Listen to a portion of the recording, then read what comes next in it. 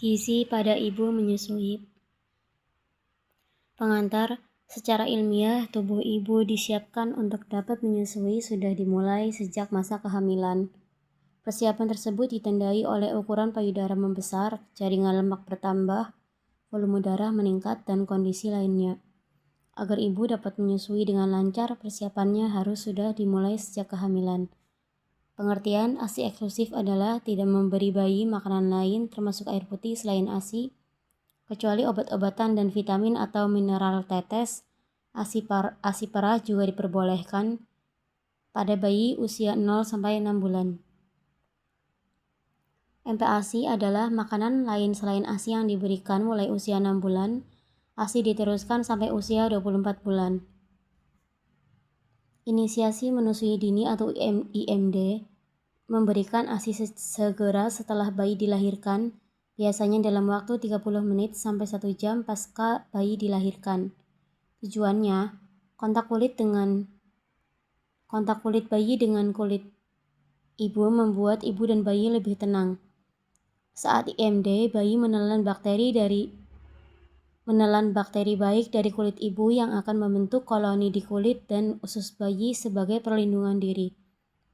Kontak kulit dengan kulit antara ibu dan bayi akan meningkatkan ikatan kasih sayang ibu dan bayi, mengurangi perdarahan setelah melahirkan, mengurangi terjadinya anemia.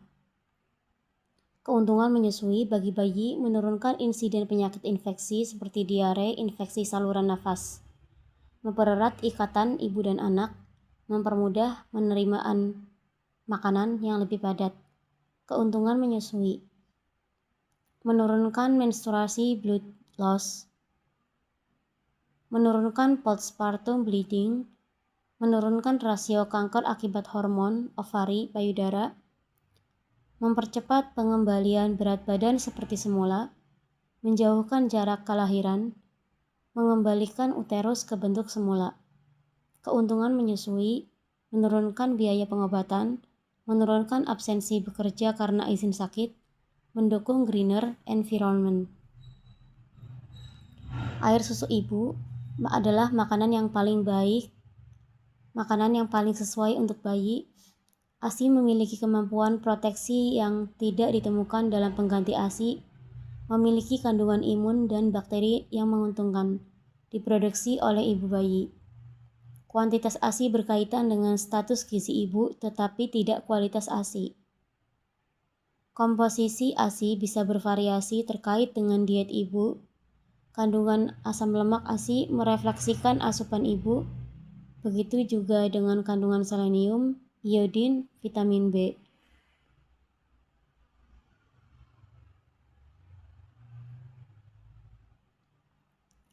Status gizi ibu menyusui dapat ditentukan dengan menghitung indeks massa tubuh dan lingkar lengan atas. Status gizi ibu menyusui tidak berpengaruh terhadap kandungan gizi ASI. Status gizi ibu menyusui tidak berpengaruh terhadap kandungan gizi ASI, namun bisa berdampak terhadap produksi ASI dan kecukupan ASI. Kebutuhan gizi ibu menyusui: energi untuk menghasilkan ASI, produksi 100 ml ASI, produksi 100 ml ASI, lebih kurang 75 kalori, diperlukan 85 kalori expenditures ibu. Rata-rata produksi ASI sehari 850 ml atau 600 kalori. Untuk ibu menghasilkan ASI 850 ml, ASI dibutuhkan rata-rata 750 kalori energi.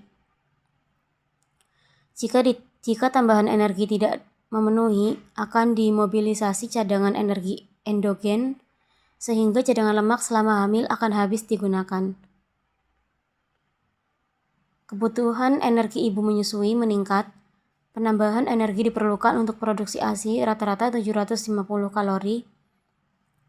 Penambahan energi ibu yang menyusui menurut AKG 2019 ditambah 330 kalori pada ibu menyusui 6 bulan pertama, ditambah 400 kalori pada ibu menyusui 6 bulan kedua. Kebutuhan energi ibu menyusui dapat ditentukan berdasarkan yang pertama, angka kecukupan gizi bagi ibu menyusui merujuk pada AKG 2019. Yang kedua, Estimated Energy Requirement atau EER dengan persamaan berikut. Kelompok usia 14-18 tahun dan ada kelompok 19-50 tahun.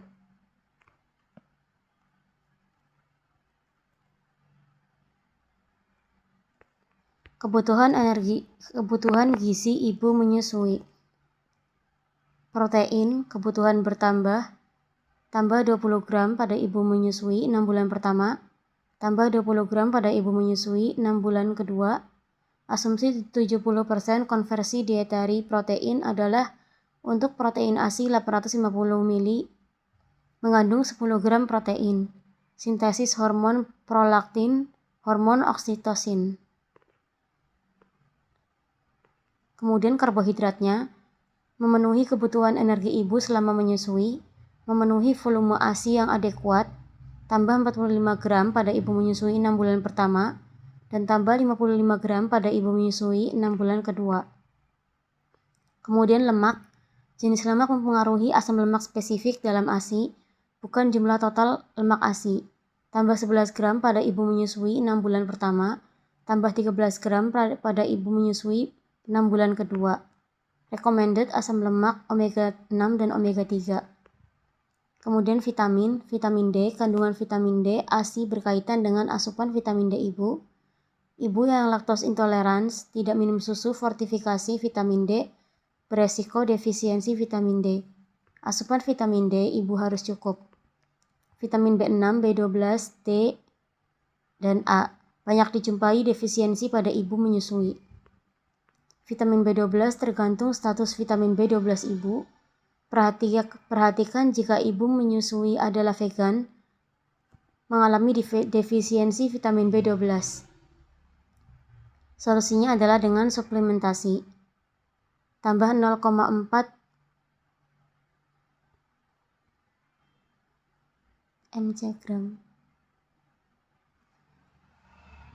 mg busui 6 bulan pertama, kemudian tambah 0,4 mg busui 6 bulan kedua. Kemudian kalsium, kandungan kalsium ASI tidak berkaitan dengan asupan kalsium ibu menyusui, tidak berkaitan dengan densitas mineral tulang. Tambah 200 mg kalsium pada ibu menyusui 6 bulan pertama, dan tambah 200 mg kalsium pada ibu menyusui 6 bulan kedua.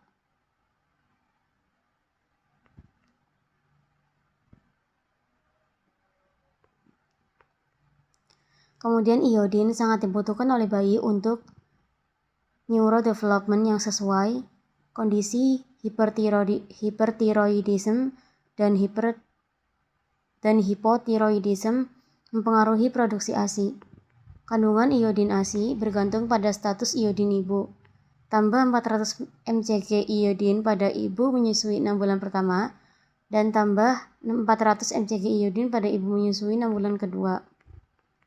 Mineral zinc, kebutuhan lebih besar daripada selama kehamilan. Zinc, satu-satunya sumber zinc pada bayi ASI eksklusif, menjadi sumber yang sangat penting untuk pertumbuhan selanjutnya.